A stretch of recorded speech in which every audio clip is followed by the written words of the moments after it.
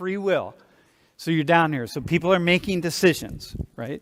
And those decisions affect their lives about all sorts of things. And for whatever reason, they make decisions. Maybe it just comes from within. Maybe their crown chakra opens up. Maybe somebody tells them what to do and they believe it. Whatever it is, they decide to accept the culture of their family or however it is, they make some decisions.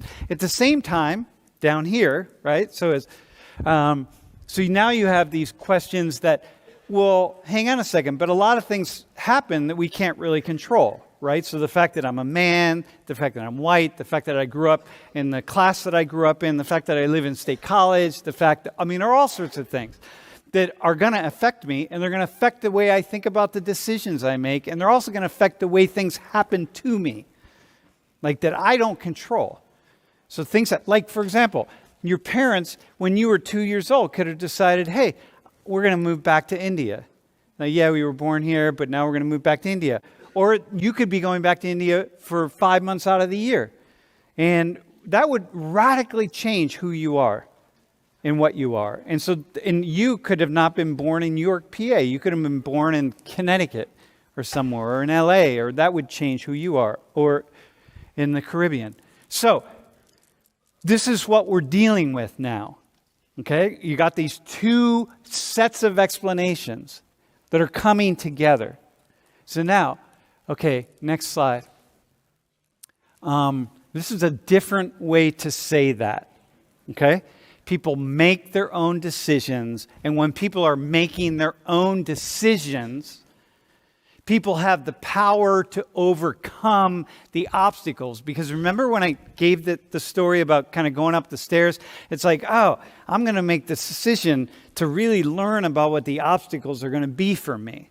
So, who knows what it is, right? Maybe it's that I grew up with like crooked teeth, which I did. See that? Look at that right there. Can you get that? Hang on. Can you see my teeth, Dra?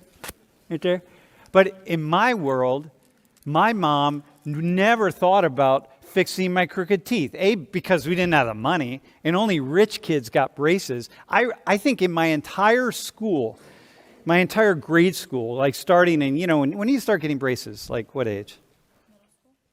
What's middle school, right? Like 6th grade or so? I never got braces, so.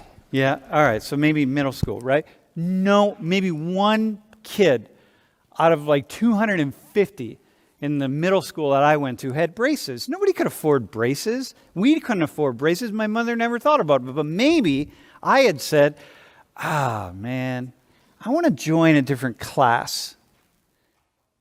You join a different class, there are a lot of signals that you can enter that class or not enter that class. And like a signal would be, and this is a little, those of you who are interviewing for jobs, unless you're cool, unless you have really cool shoes and a really cool belt, and you know what that means, now that I just said it, do not wear black shoes with a brown belt or a black belt with brown shoes, my friends. Okay? Unless you're a hipster and you can pull that off, that's just a signal that says, man, you're not. No.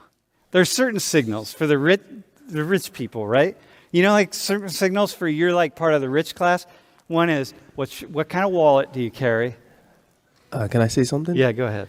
When you say it's a signal, in that sense of style, I think if anyone from any class is educated enough, they can, acquire any type of style. Because I don't consider myself rich, but when you talked about, matching your belt with, with your color of your shoe, that's something that was brought up with. Like my dad taught me to, have a certain sense of style, even though I didn't grow up rich. So I don't necessarily think, that is a signal, but I do believe that there are signals.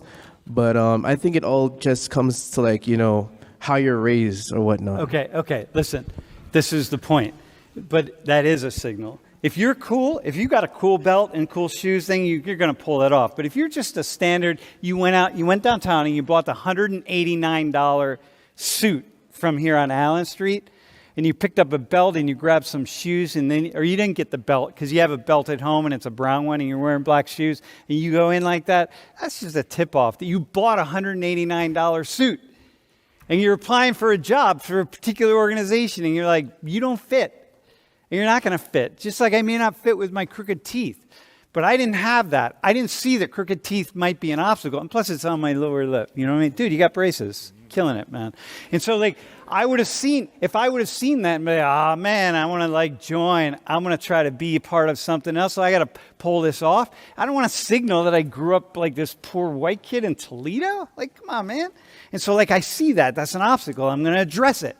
And so I make these decisions down here so we can overcome almost any obstacle. Down here, people, listen, man, we all follow stuff around us. There's things that are affecting our lives we'll never see, we'll never understand. You'll never know which person you're interviewing with sees your black and brown mismatch and they're just like, no. Or sees like your crooked teeth and be like, unless you're British or something, because Brits don't really, because they don't see teeth in the same way that Americans do, so it doesn't really matter. But, you know, whatever. That's a cultural thing. And there's nothing wrong with crooked teeth. But the point is, they might be like, nah, you don't fit. It signals that you're not going to fit in that culture. And it's not about black skin or brown skin or whatever. It's about pulling it off. I mean, it can be about that too. Okay, so listen, let's go to the next one. All right, so here's what I want you all to do. I want you to take this personal choice and external factors and forces. And I want you to explain those slides as best you can. What are some... And so here, I actually thought out my first question.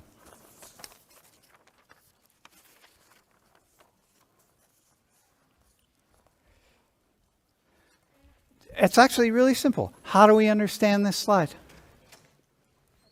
How do we understand the slide? Look.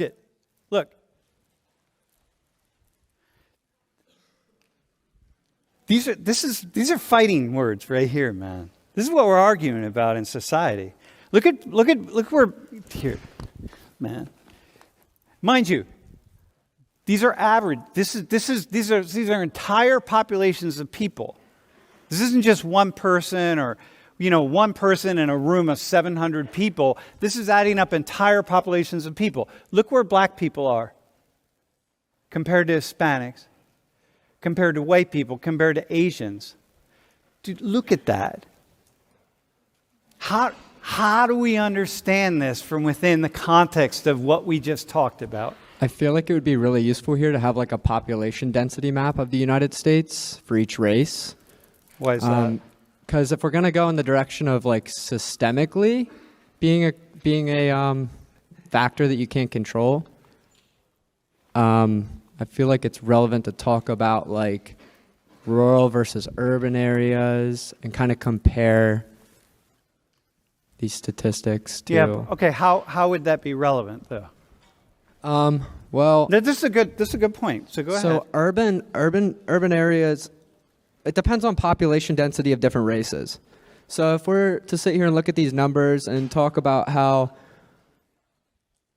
blacks make a whole lot less than whites, we should also compare where they're living and what their lifestyles might look like according to where they live. Okay.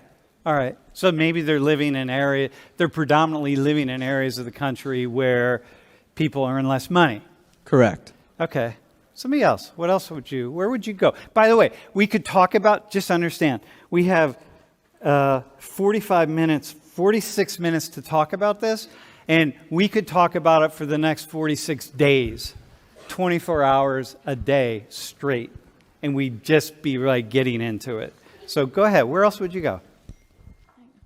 The first thing that I thought when I looked at this chart was just, I think that it's interesting that Asians are at the top because they, like, if I think about like my parents or whatever, they have to come to the country and be able to make money and stuff like that. So I don't know if that makes them think that they have to make it and have to work harder in order to make that much money. But at the same time, when I think of the richest people in the U.S., I think of white people.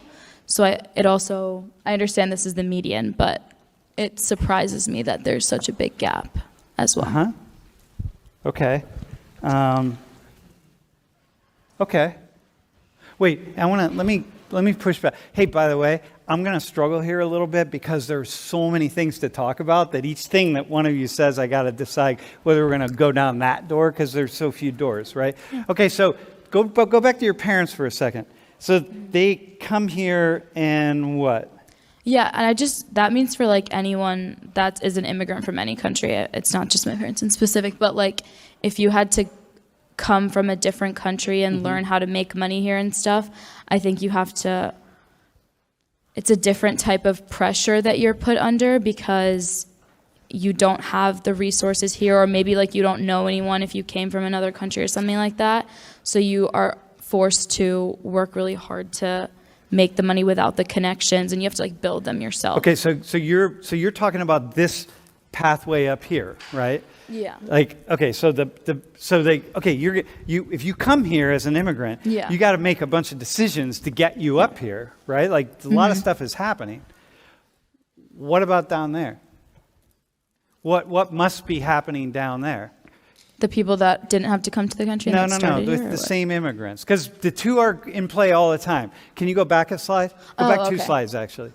Remember, free will, personal choices. Yeah. Okay? And down there is factors outside your control. And it's or, but we're going to focus on and here. Okay, so, go ahead. Two more. All right, so go ahead. What about, someone else can take this. So, hang on. I got to be really clear. Amani, Kyle, and Paridi? Paridi. Okay, so Paridi. Did I do okay? Paridi. Yeah, that's Paridi. The American way. Yeah, the American way. How do your parents say it? Paridi. The Paridi. Rolling the R. Yeah, Paridi. Okay, but I'll say Paridi. All right. So what Paridi just said, you're talking down here, but now talk down there about her parents. Yeah, anybody can take it. Yeah, go ahead. I'll just summarize everything that I want to say, honestly, because for black people... No, stick with her parents for a second. With hers. Yeah. So we're going on like the free will one, the free will side? Oh, he's taking pictures. Okay. No, we did free will here. You're going to go down to that. All right. So factors out of control. Yeah. All right. What are some things you'd have to consider? I would really just say the systems in the U.S.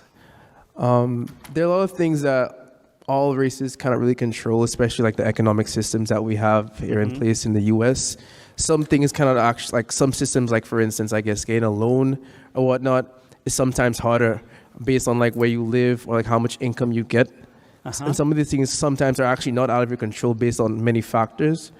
So I would really just think that it's just many factors, honestly, that we just cannot control. Okay, but what? Why do you think Asians have such higher income on average? Now, for me, I can't talk for Asians because obviously they look at me. So what I would say, honestly, from my personal experience with some Asians that I've met, I would honestly say it's like, especially the students, not the parents themselves, but the students, they were brought up into households where their parents were really hardworking, and they came from wherever they came from, and they had to provide for their family because they were escaping something that was worse than what that they have right now. So the students are born into it. They cannot control what their parents did in the past.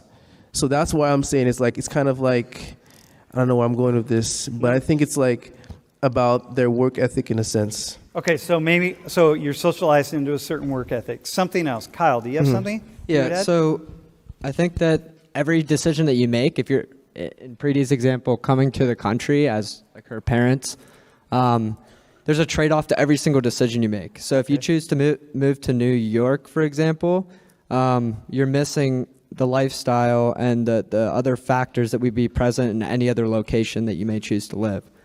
So that's one example, I guess, of something that's out of your control in a sense. Okay, what else? I have something to add. What he was saying that was good, by the way. Yeah, about work ethic and stuff. I think that plays a big factor in the way that we were raised, and like in all Asians, not just like Indians, but I think the way that you think of school and like respect school almost as I don't know how to explain it. It's not like a god, but it's like a gift that you go to school, and it's like very important. Like grades are just very important, right? Like starting from elementary school, like you have to go to school every day. You have to like shower before school. You have to respect your teachers. Like that's just like random little things that might be specific, but the way that we were raised to respect school is different than the way that I've seen other people respect school growing up than how I was taught to.